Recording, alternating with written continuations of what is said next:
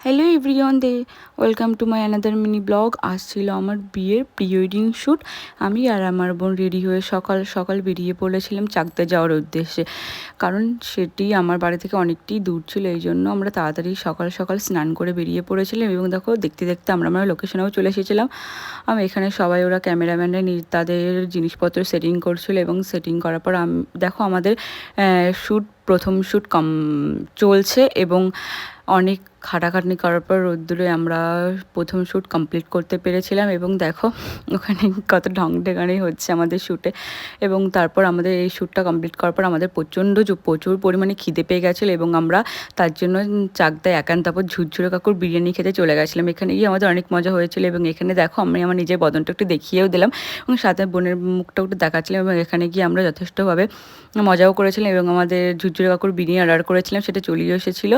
এবং আমি অন্য খাবার অর্ডার করেছিলাম। নেক্সট মিনি ব্লগ আসছে পার্ট 2-তে। কেমন লাগলো সবাই